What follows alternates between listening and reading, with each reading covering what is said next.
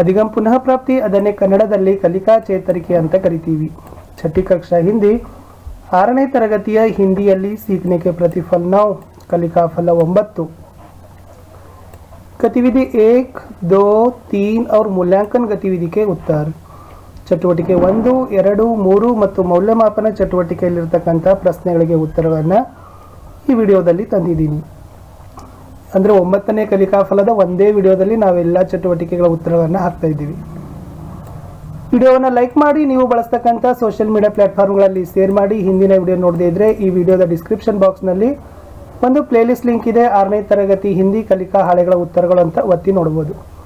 First time ವಿಡಿಯೋವನ್ನು watch ಮಾಡ್ತಿದ್ರೆ subscribe ಜೊತೆಗೆ ಬೆಲ್ ಐಕಾನನ್ನು ಅವಶ್ಯವಾಗಿ ಒತ್ತಿ. ಸೊ ಇದು 6ನೇ ತರಗತಿಗೆ ಕಡೆಯದಾಗಿರ್ತಕ್ಕಂಥ ವಿಡಿಯೋ. ಶುರು ಮಾಡೋಣ. सीखने के प्रतिफल 9 कलिका फल 9. प्रकृति संबंधी गद्य पद्य चित्र पोस्टर आदि को आनंद के साथ पढ़ेंगे. ಪ್ರಕೃತಿಗೆ ಸಂಬಂಧಿಸಿದಂತೆ ಗದ್ಯ ಪದ್ಯ ಚಿತ್ರ ಜಾಹೀರಾತುಗಳನ್ನು ತುಂಬ ಖುಷಿಯಿಂದ ತಾವೆಲ್ಲರೂ ಕೂಡ ಓದ್ತೀರಿ ಅಂತಕ್ಕಂಥದ್ದು ಕಲಿಕಾಫಲ ಇತ್ತು. ಗತಿವಿಧಿ 1 ಚಟುವಟಿಕೆ 1 धरती का श्रृंगार कविता का सस्वर गायन ಅಂತ ಇದೆ. अभ्यास 9.1 कोष्टक में दिए गए शब्दों से पद्य की पंक्तियों को पूर्ण करके पढ़ो ಅಂತ ಇದೆ. ಒಂದನೇದು ಧರತಿ ಕಾ, ಸೂತ್ರ ನೋಡೋದಾದ್ರೆ ಶೃಂಗಾರ ಅಂತಕ್ಕಂಥದ್ದು first answer. Sir per Neela ಅಂತ ಇದೆ, ಆಕಾಶ್ ಅಂತಕ್ಕಂಥದ್ದು ಎರಡನೇ ಆನ್ಸರ್. ಸೂರಜ್ ಚಾಂದ್ ಕಾ ಫೈಲಾ, ಪ್ರಕಾಶ್ ಅಂತಕ್ಕಂಥದ್ದು ಮೂರನೇ ಆನ್ಸರ್. ಖೇತ್ ಖಲಿಹಾನೋ ಮೇ ಡ್ಯಾಶ್ ಲಹರ್ ಆತಿ ಫಸಲ್ ಅಂತಕ್ಕಂಥದ್ದು ನಾಲ್ಕನೇ ಆನ್ಸರ್.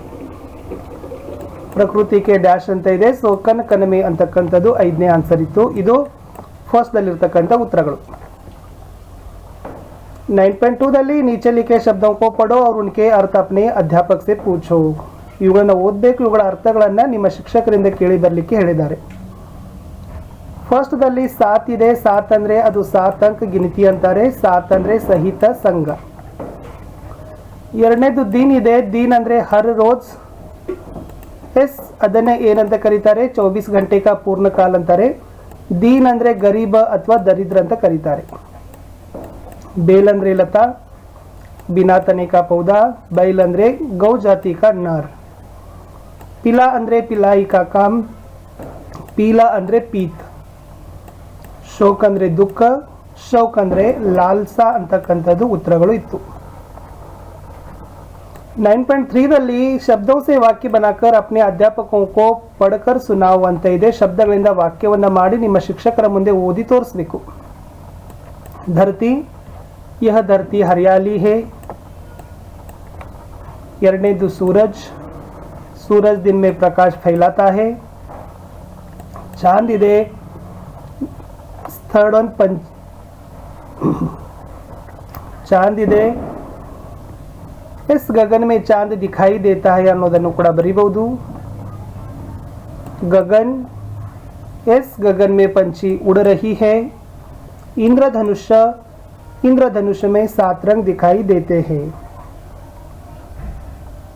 ಇಲ್ಲಿ ಚಾಂದ್ ಇಲ್ಲ, ಸೊ ಚಾಂದ್ ರಾತ್ ಮೇ ಆತಾ ಹೈ ಅನ್ನೋದನ್ನು ಕೂಡ ಬರೀಬಹುದು. ನೆಕ್ಸ್ಟ್, ಅಲ್ಲಿಗೆ ಚಟುವಟಿಕೆ 1 ಮುಗಿತು. ಇನ್ನು ಚಟುವಟಿಕೆ 2ರಲ್ಲಿ ಆಮ್ ಕಾ ಪೇಡ್ ಅಂತ ಒಂದು ಕಥೆ ಇದೆ. 9.4ದಲ್ಲಿ वर्ग पहेली में कुछ सार्थक शब्द दिए गए हैं, उन्हें ढूंढ कर लिखो. उनके बारे में एक एक वाक्य बोलो और लिखो ಅಂತ ಇದೆ. ಅವರೊಂದು ಆಮ್ ಅಂತ ಕೊಟ್ಟಿದ್ದಾರೆ. ಸೊ ಆಮ್ ಮುझे बहुत पसंद है ಅಂತ ಒಂದು ವಾಕ್ಯವನ್ನು ಬರೆದಿದ್ದಾರೆ. ಅದೇ ಥರ ಬರ್ಗದ್ ಫಲ್ ಮೀಠಾ ಹೋತಾ ಹೈ. ಇಲ್ಲಿ ಬರ್ಗದ್ ಅಂತಕ್ಕಂಥ ಒಂದು ಶಬ್ದ ಬರ್ತದೆ. इमली खट्टी है. यस, इमली. पीपल के पेड़ में औषधि के गुण होते हैं. People, people. नेक्स्ट, नारियल पूजा के लिए उपयोग किया जाता है. गिलहरी नीलगिरी पेड़ ऊंचा होता है. नीलगिरी ಅಂತಕ್ಕಂಥದ್ದು. ಇಷ್ಟು ಇಲ್ಲಿ ಮರಗಳ ಹೆಸರುಗಳನ್ನು ಇದ್ದು ಅವುಗಳನ್ನು ವಾಕ್ಯದಲ್ಲಿ ಬರಿಬೇಕಾಗಿತ್ತು. ಮುಂದೆ 9.5ದಲ್ಲಿ ಚಿತ್ರ ಕೆ ನಾಮ್ ಲಿಖೋ ಉನ್ಕೆ ಬಾರೆ ಮೇ ಏಕ್ ಏಕ್ ವಾಕ್ಯ ಬೋಲೋ ಅಂತ ಇದೆ. ಚಿತ್ರದ ಹೆಸರುಗಳನ್ನು ಬರೆದು ಒಂದೊಂದು ವಾಕ್ಯದಲ್ಲಿ ಹೇಳಬೇಕು. ಇದು ಆಂಖಿತ್ತು, ಇದು ಆಮ್, तोता, पेड़. आंख से देख सकते हैं. आम को फलों का राजा कहते हैं. तोता हरा रंग का होता है. पेड़ मानव के लिए वरदान ಅನ್ನೋದರ ಅವರ ವಾಕ್ಯ ಇತ್ತು. 9.6 ಅಲ್ಲಿ ಶಬ್ದों को क्रम से जोड़कर वाक्य बनाओ ಅಂತ ಇದೆ. ಫಸ್ಟ್ ಆನ್ಸರ್ ಏನಾಗ್ತದಪ್ಪ ಅಂತಂದ್ರೆ यस हाथी एक जंगली जानवर है. ಎರಡನೇ ಆನ್ಸರ್ मदन एक किसान है. थर्ड मेरा घर बहुत सुंदर है. ನಾಲ್ಕನೇದು यह कितनी अच्छी पुस्तक है ಅಂತಕ್ಕಂಥದ್ದು ಸರಿಯಾದ ವಾಕ್ಯಗಳಿತ್ತು. ಇವುಗಳನ್ನೇ ಬರೀಬೇಕಿತ್ತು. ಗತಿವಿಧಿ 3 ಚಟುವಟಿಕೆ 3ರಲ್ಲಿ ಬಿಟ್ಟ ಸ್ಥಳಗಳನ್ನು ತುಂಬಬೇಕಿತ್ತು. 9.7 ಅಲ್ಲಿ ಫಸ್ಟ್ ಆನ್ಸರ್ ಭೂಕ್, ಸೆಕೆಂಡ್ ಖಾನಾ, ಥರ್ಡ್ ಚಟ್, 4 ಆಹಾರ. ಅವುಗಳನ್ನು ನೋಡ್ಕೊಡ್ರಿ. ಮಾತಾಜಿ ಮುझे भूख लगी है. थाली भरकर खाना लाना. झटपट चट कर जाऊंगा. संतुलित आहार की बात ಅಂತಕ್ಕಂಥದ್ದು. ಇನ್ನು ಇಲ್ಲಿ ಶುದ್ಧ ವರ್ತನೆ ವಾಲೆ ಶಬ್ದ, ಅಶುದ್ಧ ವರ್ತನೆ ವಾಲೆ ಶಬ್ದಗಳನ್ನು ಬರಿಬೇಕು. ಶುದ್ಧ ಯಾವ್ಯಾವ ಇದಾವೆ ಅಂದ್ರೆ ಫೂಲ್, ದರ್ವಾಜಾ, ಝಂಡಾ, ಗುಲಾಬ್ ಇವು ಶುದ್ಧ ಇದಾವೆ. ಇದು ಗುಲಾಬ್ ಇದಾಗೋದಿಲ್ಲ. ಮೂರೇ ಶುದ್ಧ ಇದಾವೆ. ಮछली, ಘಡಿ, ಹಾತಿ, ರೂಪಿಯಾ, ಗುಲಾಬ್ ಇವೆಲ್ಲ ಅಶುದ್ಧ ವರ್ತನೆ ಶಬ್ದಗಳು ಇದಾವೆ. ಇದು ಉತ್ತರ ಇತ್ತು. नेक्स्ट 9.9 ಅಲ್ಲಿ ಉದಾಹರಣೆ के अनुसार लिखना है. ಈ ಕಡೆ ಪುಲ್ಲಿಂಗ ವಾಕ್ಯ ಇದಾವೆ, ಈ ಕಡೆ ಸ್ತ್ರೀಲಿಂಗ ವಾಕ್ಯಗಳನ್ನು ಬರೀಬೇಕು. मैं पढ़ता हूँ, मैं पढ़ती हूँ ಇದೆ. ಅದೇ ತರ मैं चलता हूँ, मैं चलती हूँ. मैं जाता हूँ, मैं जाती हूँ. तुम आते हो, तुम आती हो. तुम खाते हो, तुम खाती हो ಅಂತಕ್ಕಂಥದ್ದು ಅರ್ಥ ಬರೋ ವಾಕ್ಯಗಳನ್ನು ಬರಿಬೇಕು. ಇವು ಸ್ತ್ರೀಲಿಂಗದ ಒಂದು ವಾಕ್ಯಗಳು ಇದ್ದು. ಮುಂದೆ ಮೂಲ್ಯಾಂಕನ ಗತಿವಿಧಿಯಲ್ಲಿ ಇಲ್ಲಿ ಒಂದು ಹಾಡಿತ್ತು, ಪದ್ಯ ಮೀಠೆ ಬೋಲ್ ಅಂತಕ್ಕಂಥದ್ದು. ಸೊ ಜಸ್ಟ್ ಒಂದ್ಸರಿ ಓದ್ಕೊಡ್ರಿ. ಇದಕ್ಕೆ ಸಂಬಂಧಪಟ್ಟಂತೆ ಕೆಲವೊಂದಿಷ್ಟು ಪ್ರಶ್ನೆಗಳು ಇದಾವೆ, ನೋಡುವ.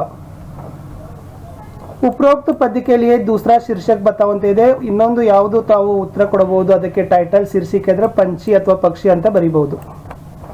ಎರಡನೇದು ಕೋಯಲ್ ಕೇಸಿ ಬೋಲು ಸುನಾತಿ ಇದೆ. ಕೋಯಲ್ ಮೀಟೆ ಬೋಲು ಸುನಾತಿ ಅಂತಕ್ಕಂಥದ್ದು ಉತ್ತರ. ಗಡಬಡ ಕೌನ್ ಕರ್ತಾ ಹೇ ಕ್ಯೂ ಅಂತ ಇದೆ. ಗಡಬಡ ಬಾದಲ್ ಕರ್ತಾ ಹೇ ಕ್ಯೂಂಕಿ ನಾಚ್ ದಿಖಾನಾ ಹೇ. ಲಾಸ್ಟ್ ಮೋರ್ ಕ್ಯಾ ದಿಖಾತಾ ಹೇ ಅಂತ ಇದೆ.